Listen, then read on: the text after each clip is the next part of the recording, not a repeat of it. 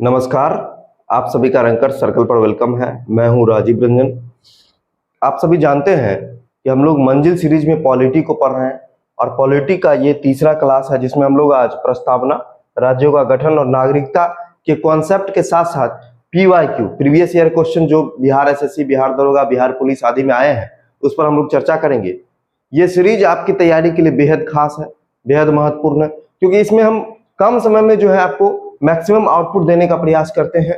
और इस सीरीज में न केवल आपको MCQ बल्कि कॉन्सेप्ट भी करवाया जाता है। और इसका जो PDF है आपके नोट्स बनाने के लिए, आपको पढ़ने के लिहाज से आपको कम मेहनत करना पड़े, वो टेलीग्राम पर दे दिया जाता है। बहुत जल्द जो है हम इसका क्विज जो है और बहुत सारी फैसिलिटी को टेलीग्राम पर स्टार्ट करने वाले हैं। जो लोग नहीं जुड़े जुड़ सकते हैं। तो आइए दोस्तों, इस क्लास की हम लोग स्टार्टिंग करते हैं। देखिए, आज का जो पहला टॉपिक है वो है उद्देशिका यानी प्रस्तावना। तो उद्देशिका और प्रस्तावना क्या है? उद्देशिका और प्रस्तावना जो है वो एक तरह से संविधान का जो है ना निष्कर्ष है। संविधान का जो भी इंपोर्टेंट पॉइंट्स है, जो विशेषता है, उन सभी को जो है सारगर्भित तरीके से प्रस्तावना में समाहित किया गया है। तो एक सजग नागरिक होने के नाते हम सभी को जो है प्रस्तावना का मर्म पता होना चाहिए। जैसे कि हम लोग इसको डिस्क्राइब करेंगे इन शॉर्ट। तो पहले आप लोग देखिए, हम भारत के लोग से प्रस्तावना की शुरुआत होती है। इसका मतलब क्या है? इसका मतलब है कि यहाँ पर जो है शक्ति का स्रोत जो है वो जनता है। ठीक है। दूसरा जो है, भारत को एक संप्रभुत्व संपन्न का मतलब क्या होता है? यह आजाद है, मतलब भारत आजाद है, अपनी विदेश नीति, अपनी आंतरिक नीति का निर्धारण करने के लिए स्वतंत्र, किसी दूसरे पर निर्भर नहीं है। फिर अगला है समाजवादी। समाजवादी, पंथ निरपेक्षता और अखंडता शब्द जो है वो प्रस्तावना में 42वां संविधान संशोधन के द्वारा जोड़ा गया था। यह पहले नहीं था, लेकिन इसके मायने जो है, इसके जो मूल अर्थ है वो पहले से ही मूल संविधान में ही विद्यमान थे। तो समाजवादी का अर्थ क्या होता है? तो समाजवादी का अर्थ होता है कि देश में जो भी सार्वजनिक संपत्ति है, उसके अलावा जो सार्वजनिक संसाधन है, उसका जो है नागरिकों को समान अनुपात में वितरण किया जाए। यही समाजवादी का अर्थ होता है। उसके बाद देखिए, पंथ निरपेक्षता। पंथ निरपेक्ष का मतलब होता है कि यहाँ पर राज्य का कोई अपना धर्म नहीं है, सभी धर्मों को समान निगाह से देखेगा। ठीक है, यानी धार्मिक रूप से तटस्थ होना। इसके अलावा जो है लोकतंत्रात्मक गणराज्य। लोकतंत्रात्मक गणराज्य का मतलब होता है यहाँ पर जो है लोकतांत्रिक शासन प्रणाली, मतलब जनता के द्वारा चुना गया और जनता के द्वारा संचालित शासन प्रणाली है। उसके समस्त नागरिकों को, अब देखिए नागरिक को क्या क्या मिलने वाला है? तो न्याय मिलने वाला। तो न्याय कितने प्रकार का न्याय है? तो 3 प्रकार का न्याय है, सामाजिक, आर्थिक और राजनीतिक न्याय। ठीक है, ये क्वेश्चन में पूछा जा सकता है, इसलिए मैं आपको एक एक को ब्रेक करके बता रहा हूं। उसके अलावा देखिए, विचार, अभिव्यक्ति, विश्वास, धर्म और उपासना की स्वतंत्रता। तो स्वतंत्रता की चर्चा की गई है और स्वतंत्रता कितने प्रकार की है? 5 प्रकार की। प्रस्तावना में जो है 5 प्रकार की स्वतंत्रता है। विचार की स्वतंत्रता है, आप अपना विचार व्यक्त कर सकते हैं। अभिव्यक्ति मतलब कुछ बोलकर, पढ़कर, लिखकर जो है व्यक्त कर सकते हैं। विश्वास, धर्म और उपासना, यानी कि ये टोटल 5 जो स्वतंत्रता है। उसके अलावा देखिए आपको क्षमता। क्षमता जो है मतलब एक समान अवसर। आपको दो चीजों में मिलेगा, एक तो आपको प्रतिष्ठा और अवसर, ये दोनों में जो एक तरह से समता, मतलब कहीं कोई भेदभाव नहीं है, एक जैसा ही आपको जो है वो मौका मिलेगा। देखिए, इसी का प्रभाव है कि जैसे कंपटीशन का फॉर्म आता है तो वहां पर क्या है, वहां पर आपको जो है अवसर समान रूप से दिया जाता है। ऐसा नहीं है कि आप फलना कैटेगरी से है या फलना जाति से है या फिर फलना जो है वो आपको रंग से है तो आपको रोका जाता है। ठीक है, ये बात अलग है कि उसमें कुछ जो पिछड़े वर्ग है उनको जो विशेष रूप से जो है आगे प्रोत्साहित किया जाता है, लेकिन मौका सभी को मिलता है। उसके बाद देखिए, इन उद्देश्यों को सुनिश्चित करने के लिए जो है भारत के लोग एक साथ मिलकर यह संकल्प लेते हैं। अब देखिए, कुछ उद्देश्य है जो प्रस्तावना का है, जिसके लिए जो है प्रस्तावना को जो है वो लाया गया है। ये उद्देश्य क्या क्या है? तो सबसे पहला जो व्यक्ति की गरिमा को सुनिश्चित करना। गरिमा का मतलब समझते हैं आप लोग? आत्मसम्मान। ठीक है। उसके अलावा जो है राष्ट्र की एकता, मतलब देश की जो एकता और अखंडता का जो सार तत्व है, जो कंक्लूजन है, जो देश के सुरक्षा के लिए जरूरी है, वो भी प्रस्तावना में निहित है। उसके अलावा बंधुता। बंधुता का मतलब क्या होता है? बंधुता का मतलब आपसी भाईचारा, आपसी प्रेम। हिंदू, मुस्लिम, सिख, ईसाई आपस में है सब भाई भाई, तो ऐसी भावना ही बंधुता है। दृढ़ संकल्पित होकर जो है, उसके बाद संविधान में जो है 26 जो है नवंबर 1949 को जो है इसको क्या किया गया था? अंगीकृत, अधिनियमित और आत्मार्पित किया गया था। ठीक है, मतलब इसी दिन जो है प्रस्तावना को एक तरह से जो है वो एक्सेप्ट कर लिया गया था। और आप लोग जानते हैं कि इसी दिन जो है संविधान बनकर तैयार भी हो गया था। तो ये तारीख जो है वो प्रस्तावना में लिखी हुई है। ठीक है, अब देखिए यहाँ पर जो है इसको जब लागू किया गया तो 26 जनवरी 1950 को लागू किया गया, प्रभावी इसी दिन हो गया था, क्योंकि इस दिन जो है गणतंत्र दिवस जो है इसी की याद में, आपको जिस दिन संविधान को पूर्ण रूप से लागू किया गया ना, उसी दिन जो है उसके साथ साथ प्रस्तावना को भी लागू किया गया, प्रभावी किया गया, और गणतंत्र दिवस जो इसी की याद में मनाया भी जाता है। और प्रस्तावना अभी तक मात्र एक बार संशोधन हुआ। ठीक है, ये भी क्वेश्चन आता है, जितना पॉइंट मैं बोल रहा हूं ना वो सारा अपने आप में एक क्वेश्चन है, एक कॉन्सेप्ट है। आपको जो है बस उस निष्कर्ष, उस कंक्लूजन को पकड़ना है। अब देखिए 42वें संविधान संशोधन, मतलब 1976 में एक ही बार प्रस्तावना में संशोधन हुआ, और वो संशोधन था 42वां संविधान संशोधन। और इसमें 3 शब्द जोड़े गए थे, 3 शब्द जो मैंने पहले भी आपको बताया, एक समाजवादी, एक पंथ निरपेक्षता और एक अखंडता शब्द। ठीक है, अखंडता शब्द का अर्थ क्या होता है? अखंडता का मतलब पूरा भारत एक अखंड है, अखंड भारत, मतलब इसको भारत को जो है कोई राज्य चाहे या कोई और देश बाह्य आक्रमण से चाहे तो विखंडित नहीं कर सकता है। ये पूरे देश की राष्ट्रीय एकता और राष्ट्रीय सुरक्षा का जो है वो क्या है, वो प्रकटीकरण करता है, अखंडता। और जो है जो प्रस्तावना से रिलेटेड और भी कुछ चीजें आती हैं जिनको मैं बता देता हूं। देखिए जो प्रस्तावना है दोस्तों, वो प्रस्तावना को कैसे संविधान में लाया गया और प्रस्तावना क्यों इंपोर्टेंट है। तो देखिए प्रस्तावना जो है सर्वप्रथम जो है 13 दिसंबर 1946 को जो है ना वो बैठक हुआ था, संविधान सभा की बैठक हुई। तो उसमें जो है JL नेहरू, जवाहरलाल नेहरू जी ने जो है वो उद्देश्य प्रस्ताव लाया था, उद्देश्य प्रस्ताव लाया था। उसी उद्देश्य प्रस्ताव को आगे चल के जो है वो प्रस्तावना कहा गया। और इसको पारित कब किया गया? तो इसको पारित किया गया 22 जनवरी 1947 को इसको पारित कर दिया गया। ठीक है, और प्रस्तावना को दोस्तों प्रारंभ में जो है जो संविधान का भाग नहीं माना गया। ठीक है, 1960 में एक मामला आया जिसको कि हम लोग बोलते हैं बेरूबारीवाद। 1960 में एक मामला आया जिसको हम लोग बोलते हैं बेरूबारीवाद। तो बेरूबारीवाद में कहा गया कि प्रस्तावना जो है ना, प्रस्तावना जो है वो संविधान का पार्ट नहीं है। ठीक है, भले ही ये कहा गया कि अगर संविधान का कोई भाग, कोई प्रावधान अगर अस्पष्ट है तो उसकी व्याख्या में प्रस्तावना सहायक है, लेकिन प्रस्तावना को सीधे सीधे संविधान का भाग नहीं माना जा सकता। लेकिन यही फैसला को माननीय उच्चतम न्यायालय ने 1973 के केशवानंद भारतीवाद में बदल दिया। ठीक है, केशवानंद भारतीवाद आप लोग जानते हैं, ये 1973 का फेमस वाद है जहां पर मूल ढांचे की अवधारणा दी गई थी। अभी तक का सबसे बड़ा जो है वो ये केस हुआ है, जिसमें जो है सबसे बड़ी बेंच का भी गठन किया गया था। 13 जजों की बेंच थी इसमें देखिए, इसमें भी माना गया कि प्रस्तावना संविधान का जो है वो क्या है, अंग है। ठीक है, ये दोनों बात आपको खास करके याद रखना। इसके आगे भी और भी बात होते हैं, जैसे SR बम्बई वाद है 1994 का, फिर LIC बनाम भारत सरकार वाद है। इसमें भी जो है इस फैसले पर जो प्रस्तावना संविधान का भाग है, इस पर जो है वो मुहर लगा दी गई, मतलब इसकी पुष्टि कर दी गई थी। ये चीजें हैं। इसके अलावा जो है प्रस्तावना पर जो है वो कुछ विद्वानों के जो कमेंट्स भी हैं जो एग्जाम में पूछे जाते हैं। जैसे कहा जाता है कि प्रस्तावना संविधान का जो है परिचय पत्र, तो परिचय पत्र किसने कहा है दोस्तों? तो परिचय पत्र कहा है N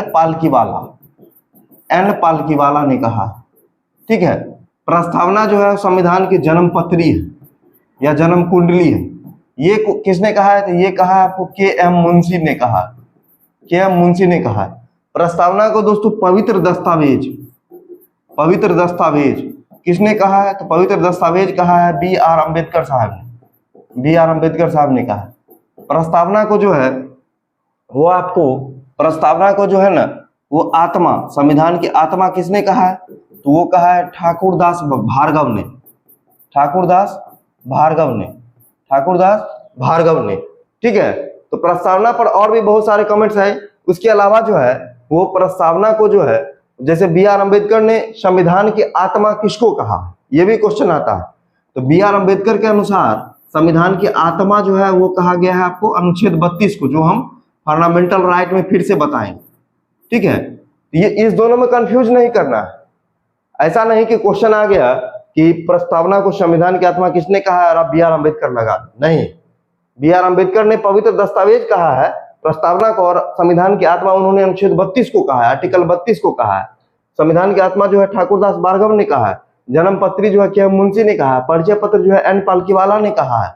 ठीक है, और भी बहुत सारे विद्वानों के जो है स्टेटमेंट है, संविधान विदों के जो स्टेटमेंट है। लेकिन ये जो है बहुत इंपॉर्टेंट है, जिससे डायरेक्टली एग्जाम में क्वेश्चन पूछा गया है और पूछा जाता भी है। तो आइए अब हम लोग जो है वो सेकेंड टॉपिक पर चलते हैं, वो है राज्यों का गठन।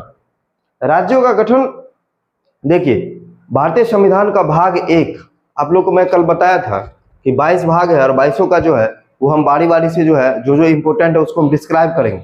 तो आज जो हम लोग डिस्क्राइब करने जा रहे हैं भाग 1 के बारे में। भाग 1 में क्या है, तो संघ और राज्य क्षेत्र, संघ और राज्य क्षेत्र के बारे में है। और इसका जिक्र जो है आर्टिकल मतलब अनुच्छेद 1 से लेकर 4 तक किया गया है। ठीक है, तो उसी से जुड़ा हुआ ये चैप्टर है राज्यों का गठन।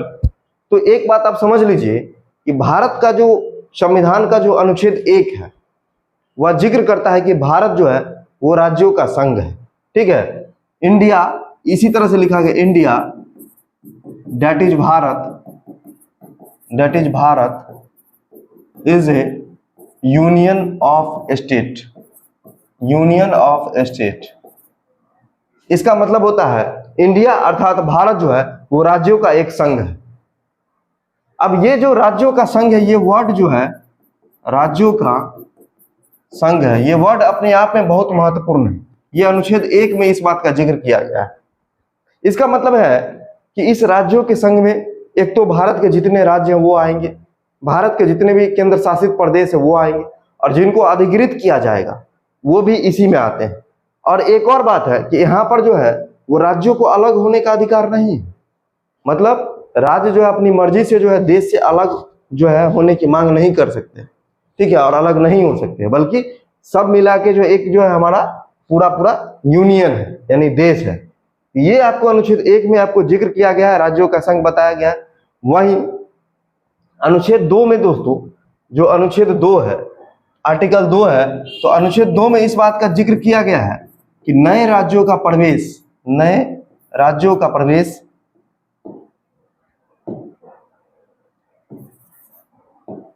नए राज्यों का प्रवेश या स्थापना के बारे में जिक्र किया गया। ठीक है, वही अनुच्छेद 3 में जो है वो राज्यों का नाम, सीमा तथा क्षेत्र में परिवर्तन इसका जिक्र किया गया है। अब इस दोनों में भी बहुत लोगों को कंफ्यूजन हो। मैं सिंपल सा बात बता देता हूं, जो राज्य पहले से नहीं है उनका अगर हमको प्रवेश करवाना है या फिर स्थापना करना है तो वो अनुच्छेद 2 में होगा, और जो राज्य पहले से है उन्हीं के नाम में, सीमा क्षेत्र में आदि में परिवर्तन करना है तो फिर जो है वो संसद जो है वो परिवर्तन करती है। और ये परिवर्तन जो है ना वो साधारण बहुमत से संसद करती है, साधारण बहुमत। ठीक है, साधारण बहुमत से परिवर्तन करती है। तो ये चीजें हैं। अब मैं इसका सारा ये जो है इसका क्रक्स अनुच्छेद 1, 2, 3 का जो निष्कर्ष था वो मैंने बताया। अब देखिए इसमें क्या है कि अनुच्छेद 1 में भारत को जो है राज्यों का संघ कहा गया, वही पॉइंट है। भारत के राष्ट्रपति अनुच्छेद 3 के अंतर्गत संसद की अनुमति से नए राज्यों का गठन, सीमा में परिवर्तन तथा राज्यों के नाम बदलने की शक्ति रखते हैं। मान लीजिए किसी राज्य है, उसका नाम, सीमा क्षेत्र में अगर बदलाव करते हैं तो उसके लिए 2 चीजें जरूरी हैं, और उस दोनों के बारे में क्वेश्चन पूछा जाता है। सबसे पहला ये है कि ये जो बिल होगा ना वो राष्ट्रपति की पूर्व मंजूरी से पेश किया जाएगा। राष्ट्रपति की पूर्व मंजूरी से संसद में ये विधेयक पेश किया जाएगा। और दूसरा जो है वो संबंधित राज्य से परामर्श मांगा जाएगा, संबंधित राज्य से परामर्श मांगा जाएगा। इस बात का मतलब मैं आपको समझा देता हूं। देखिए, कोई भी जो विधेयक होता है ना, जब संसद में पेश किया जाता है तो उसका कैटेगराइजेशन है, वर्गीकरण है। कुछ विधेयक सीधे सीधे संसद में लाया जाता है, कुछ विधेयक राष्ट्रपति की पूर्व मंजूरी से लाया जाता है। तो राज्यों के जो नाम, सीमा क्षेत्र में यानी अनुच्छेद 3 के तहत जो संशोधन होना है उस विधेयक को लाने से पहले राष्ट्रपति की मंजूरी जरूरी है। और दूसरी बात है कि संबंधित राज्यों से सलाह भी जरूरी है, लेकिन इनकी सलाह अनिवार्य नहीं है। मतलब ये जो कहेंगे उसको मान लिया जाए, ये कंपलसरी नहीं है। ठीक है, मैंने बस एक प्रावधान आपको बताया। उसके बाद संसद जो है वो आपको साधारण बहुमत का मतलब होता है संसद में भी जो है 3 प्रकार का बहुमत, एक विशेष बहुमत, उसके बाद एक साधारण बहुमत, और एक जो होता है वो होता है आपको विशेष बहुमत प्लस आधे से अधिक राज्यों की सहमति से। तो ये 3 तरह से जो है वो कानून बनाए जाते हैं। तो साधारण बहुमत का मतलब होता है सिर्फ और सिर्फ जितने भी संसद सदस्य हैं उसका 50% से ज्यादा होना चाहिए, बस वही हुआ साधारण बहुमत।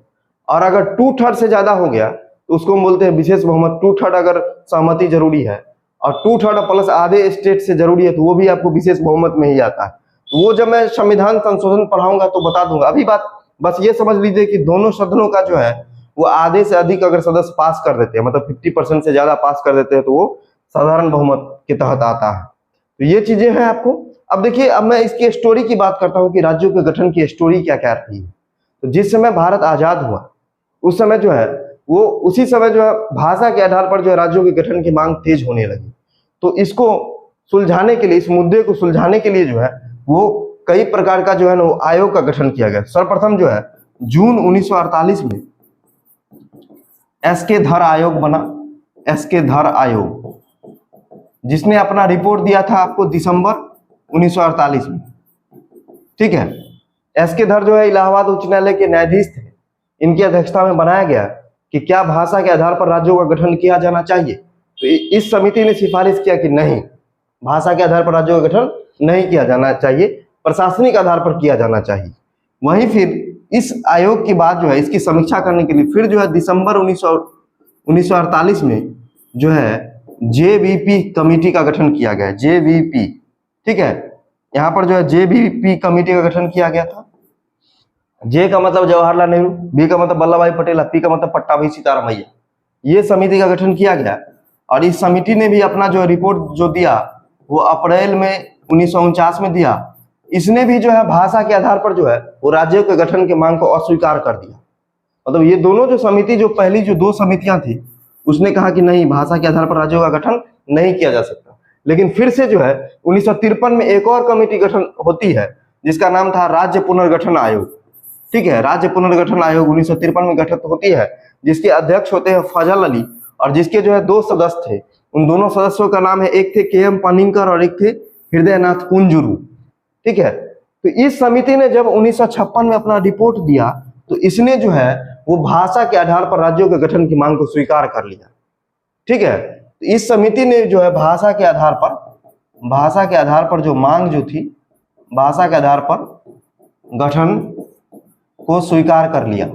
और जिस समय जो है ये समिति ने अपना सिफारिश दिया था ना, उस समय भारत में 14 राज्य और प्लस में 6 यूनियन टेरिटरी, मतलब 6 जो है संघ शासित प्रदेश थे। इस समिति ने जो 1956 में अपना रिपोर्ट दिया था और 1953 में इसका जो गठन किया गया था। ये राज्यों के पुनर्गठन से संबंधित समिति थी। अब मैं बात करता हूं कि राज्यों का पुनर्गठन जो है कब कब और कैसे कैसे हुआ। तो आप लोग देख लीजिए, वही पॉइंट सब इसमें भी लिखा गया जो मैंने पीछे आपको बताया। अब देखिए, सर्वप्रथम जो है ना 1952 में पोट्टी श्री रामल्लू, जो आंध्र प्रदेश के एक जो कार्यकर्ता थे, उन्होंने जो है वो भाषा के आधार पर जो है वो आंध्र प्रदेश की गठन की मांग को लेकर के जो है ना वो आमरण अनशन पर बैठ गए। ठीक है, और उसके बाद जो है उनकी मृत्यु हो गई। तो मृत्यु हो गई तो आनंद फानन में तत्कालीन सरकार ने 1 अक्टूबर 1953 को जो है वो भाषा के आधार पर जो है वो आंध्र प्रदेश का गठन कर दिया। 1 अक्टूबर 1953 को जो है वो आंध्र प्रदेश बना, आंध्र प्रदेश का गठन की घोषणा की गई। और यही राज्य जो था वो भाषा के आधार पर गठित होने वाला पहला राज्य था। और आगे चल के जो है भाषा के आधार पर राज्यों के गठन का जो द्वार था वो खोल दिया। आगे चल के जो है बहुत सारे राज्यों का गठन भाषा के आधार पर हुआ। फिर आगे चल के 1960 में जो है वो बॉम्बे था, पहले बॉम्बे को विभाजित कर दिया गया 2 भागों में। एक बन गया मराठी भाषा के आधार पर महाराष्ट्र और दूसरा बन गया गुजराती भाषा के आधार पर गुजरात। ठीक है दोस्तों, उसके बाद फिर 1963 में जो है वो नागालैंड बन गया। ठीक है, फिर 1966 में जो है वो आपको पंजाबी भाषा के आधार पर जो है पंजाब को 2 भागों में बांट दिया गया, पंजाब और हरियाणा। हिंदी बोलने वाले को हरियाणा और पंजाबी बोलने वाले को पंजाब। और ये जो है आपको चंडीगढ़ जो है दोनों की संयुक्त राजधानी बनाई गई। आगे क्या है कि मेघालय, मणिपुर और त्रिपुरा, जिसका गठन जो है 21 जनवरी 1972 को होता है। लेकिन इसमें भी पूछा जाता है कि क्रम से किसका गठन पहले हुआ है, तो मणिपुर का पहले हुआ, फिर त्रिपुरा का हुआ है, और उसके बाद जो है थर्ड में आपको मेघालय का हुआ है। इसको इस तरह से आपको ध्यान रखना, भले डेट एक है लेकिन 19वां राज्य बना है आपको मणिपुर, 20वां बना है त्रिपुरा और 21वां राज्य बना है मेघालय। ये भी आपको फंसा देगा, कभी कभी आता है क्वेश्चन में।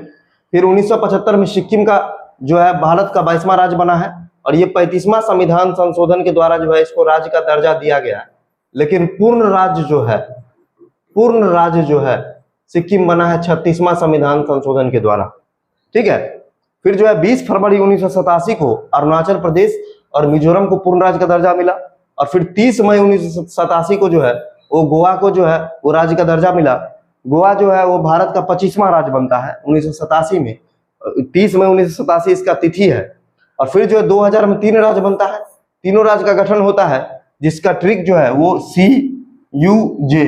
सी का मतलब होता है छत्तीसगढ़, जो मध्य प्रदेश से अलग होकर बना था। यू का मतलब होता है उत्तरांचल, उस समय उत्तरांचल इसका नाम था, अभी उत्तराखंड है। ठीक है, जो उत्तर प्रदेश से अलग होकर बना था। और जे का मतलब होता है झारखंड, जो कि बिहार से अलग होकर बना था। तो इसकी तिथि याद रखिएगा, 1 नवंबर को सी यानी छत्तीसगढ़, 9 नवंबर को उत्तरांचल जो वर्तमान में जो है वो उत्तराखंड है, और 15 नवंबर को जो है वो झारखंड का गठन होता है। ठीक है, तो ये इस तरह से इसका तिथि जो है आपको याद रखना है, तीनों 2000 में ही है। फिर देखिए अभी जो लेटेस्ट जो 29वां राज्य आपको बना था, ठीक है, वो बना था आपको तेलंगाना। गठन जो होता है वो 29वें राज्य के रूप में 2 जून 2014 को किया गया था। लेकिन 2019 में जम्मू कश्मीर को राज्य से हटाकर केंद्र शासित प्रदेश बना दिया गया, जिसके कारण वर्तमान में जो है वो 28 राज्य ही बचे हैं और 8 जो है वो केंद्र शासित प्रदेश हैं। तो ये देखिए, अब देखिए 2014 में तेलंगाना का गठन हुआ, यह भारत का 29वां राज्य बना। 2019 में जम्मू कश्मीर को जो है वो बना दिया गया केंद्र शासित प्रदेश लद्दाख के साथ। ठीक है, और फिर जो है दादर नगर हवेली और दमन दीप को जो है वो ज्वाइंट कर लिया गया।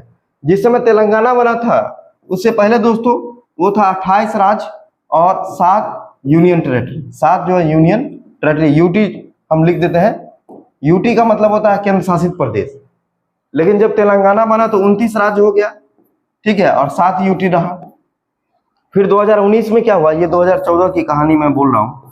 फिर 2019 में क्या होता है कि आपको जम्मू कश्मीर जो राज्य था उसको डिवाइड करके 2 केंद्र शासित प्रदेश, जम्मू कश्मीर और लद्दाख बना दिया गया, 2 यूटी। तो फिर अब हो गया 28 राज्य और 9 यूटी। फिर 2020 में क्या किया गया कि दमन दीप और दादर नगर हवेली को ज्वाइंट कर दिया गया, माने एक ही केंद्र शासित प्रदेश बना दिया गया।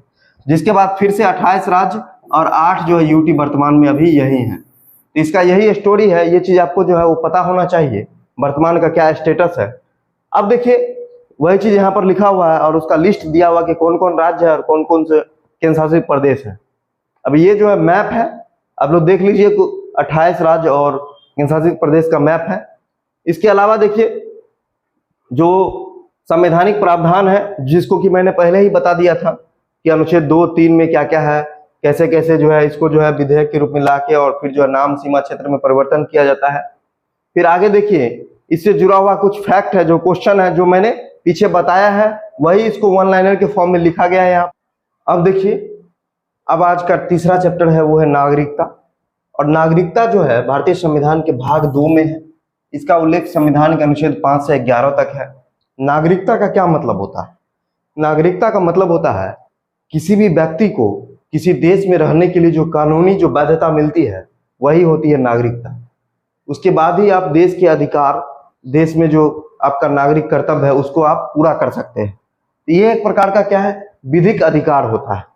भारत में जो है वो एकल नागरिकता है, ठीक है, जो कि ब्रिटेन से लिया गया है, यूके यानी यूनाइटेड किंगडम से लिया गया है। जबकि जो संघात्मक शासन व्यवस्था वाला देश है, अमेरिका है, ऑस्ट्रेलिया है, वहां पर जो दोहरी नागरिकता है, एक नागरिकता जो है वहां देश की है और दूसरी नागरिकता वहां के राज्य की।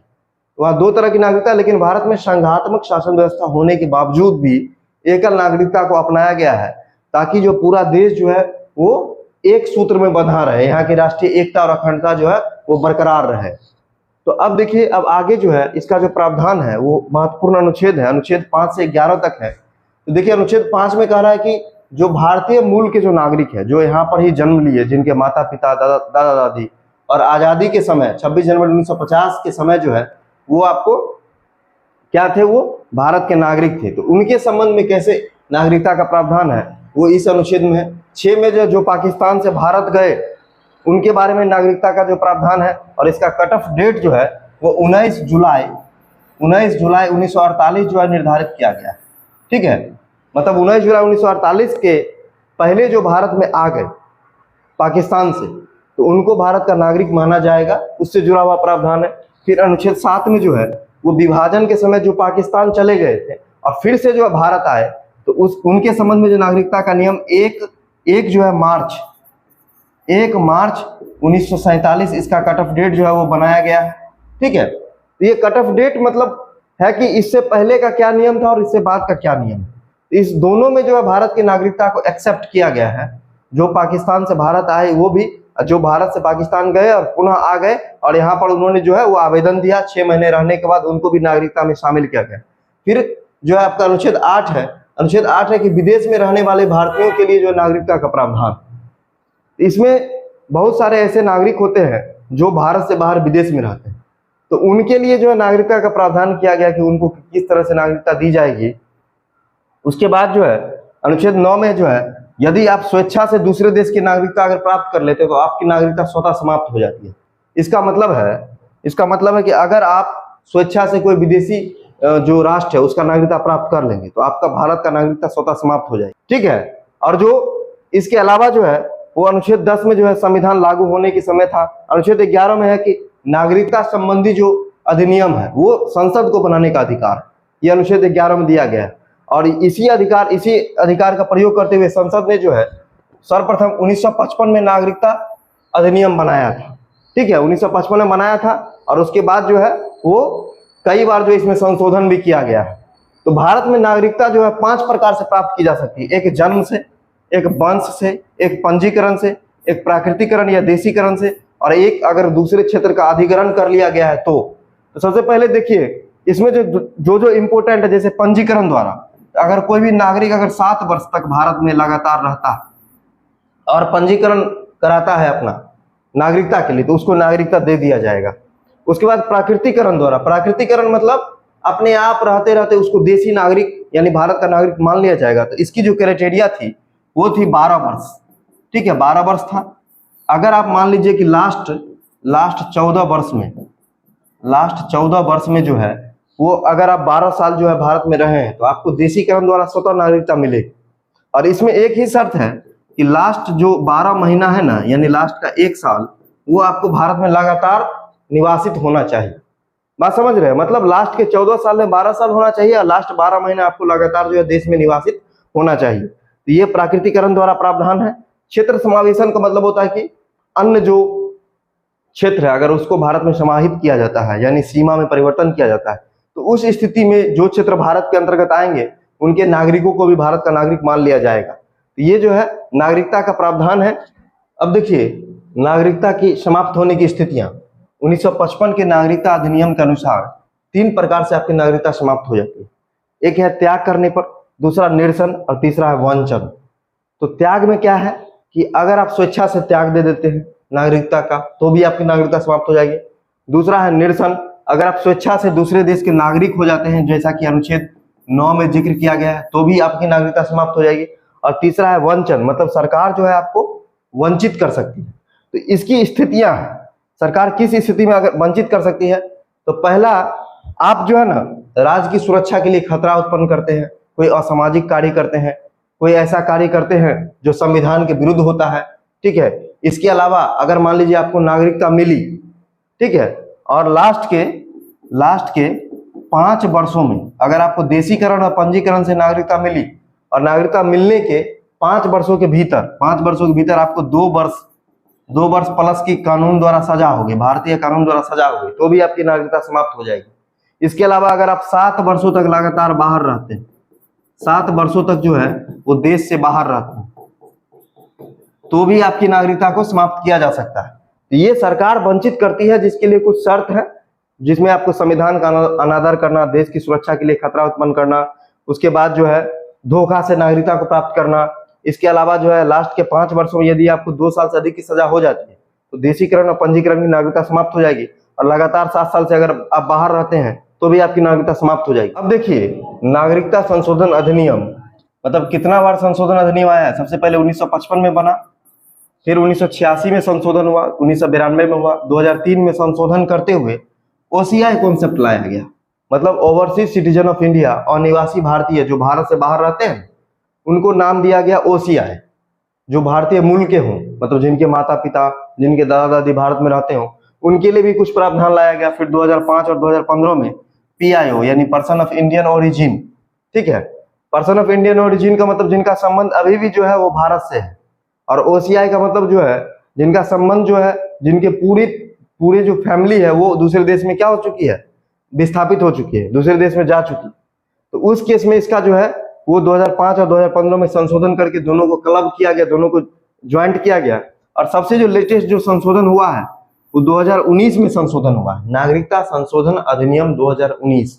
इसमें क्या प्रावधान किया गया है कि पाकिस्तान, अफगानिस्तान और बांग्लादेश से जो भी अल्पसंख्यक समुदाय है, वहां के जो अल्पसंख्यक समुदाय है, चूंकि पाकिस्तान, बांग्लादेश और अफगानिस्तान जो है वो मुस्लिम प्रधान देश है, तो उसके अलावा जो भी संप्रदाय है, चाहे वो हिंदू हो, सिख हो, जैन हो, बौद्ध हो, पारसी हो, ईसाई हो, तो इन सभी को जो है भारत में नागरिकता के लिए जो है वो एक तरह से कानून बनाया गया। इस कानून में क्या प्रावधान किया गया कि अगर आप 2014 31 दिसंबर 2014 से पहले अगर आप 5 साल तक भारत में रहे हो तो उनको भारत की नागरिकता दी जाएगी, लेकिन उनके लिए शर्त था कि 3 देशों से होने चाहिए और जो संप्रदाय हम बोले उन्हीं संप्रदाय से होनी चाहिए, ठीक है। तो ये प्रावधान किया गया था। अब देखिए, अब इसमें जो है कुछ पॉइंट्स है, सिंगल पॉइंट्स है। भारतीय संविधान में नागरिकता केवल जो है एकल नागरिकता है, और 5 से 11 तो जिक्र है। 1955 में नागरिकता अधिनियम आया था।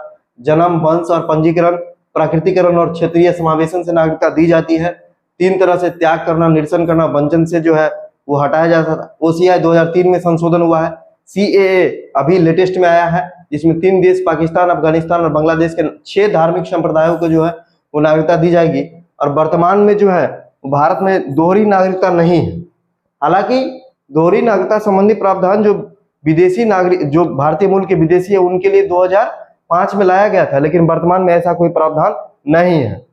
अब देखिए, अब जो है इंपोर्टेंट एमसीक्यू क्वेश्चन है जिस पर हम लोग फटाफट डिस्कस कर लेते हैं। जो पूछा गया क्वेश्चन है, पुलिस जो है अवर निरीक्षक यानी एसआई का क्वेश्चन है, 2017 में ये क्वेश्चन आया हुआ है। देखिए, भारत एक कौन सा देश है? तो धर्मनिरपेक्ष राष्ट्र है। आप लोग जानते हैं संविधान की प्रस्तावना में जो है वो धर्मनिरपेक्ष राष्ट्र के बारे में चर्चा की गई है, यानी भारत में जो है वो कोई राज्य का धर्म नहीं है। धार्मिक रूप से यह तटस्थ और निष्पक्ष है। संविधान लागू होने के समय निम्न आदर्शों में से कौन प्रस्तावना में शामिल नहीं था? स्वतंत्रता, समानता, समाजवाद और न्याय। तो आप लोग जानते हैं कि समाजवाद, पंथ निरपेक्षता और अखंडता शब्द को 1976 में जोड़ा गया था 42वां संविधान संशोधन के द्वारा। तो देश की आजादी के समय जो है ये शब्द नहीं था संविधान की प्रस्तावना में। अब देखिए, अगला क्वेश्चन है, भारतीय सरकार द्वारा दोहरी नागरिकता कब स्वीकृत की गई? 2005, 2010, 2011, 1977, ये भी क्वेश्चन पूछा हुआ है। तो इसका आंसर जो होगा दोस्तों वो होगा 2005। इसलिए क्योंकि आप लोग को अभी हम बताए थे थोड़ा देर पहले कि OCI, overseas citizen of India के लिए जो है 2003 में संशोधन करके और सीमित स्तर पर जो है नागरिकता प्रदान करने की बात कही गई थी, ठीक है, 2003 के संशोधन में। और फिर से 2015 में क्या किया गया कि ओसीआई प्लस में पीआईओ को मिला दिया गया, यानी पर्सन ऑफ इंडियन ओरिजिन और ओसीआई को मिक्स कर दिया गया था। इसका आंसर होगा 2005 में दोहरी नागरिकता जो है वो एक तरह से सीमित स्तर से स्वीकृत की गई थी, लेकिन ये वर्तमान में प्रचलन में नहीं है। अब अगला क्वेश्चन है, कोई व्यक्ति भारतीय नागरिक नहीं होगा यदि वह विदेश में 5 वर्ष से अधिक रहा हो, विदेशी न्यायालय द्वारा दंडित किया गया हो, स्वेच्छा से दूसरे देश की नागरिकता ग्रहण कर चुका हो, दूसरे देश में रोजगार स्वीकार कर चुका हो।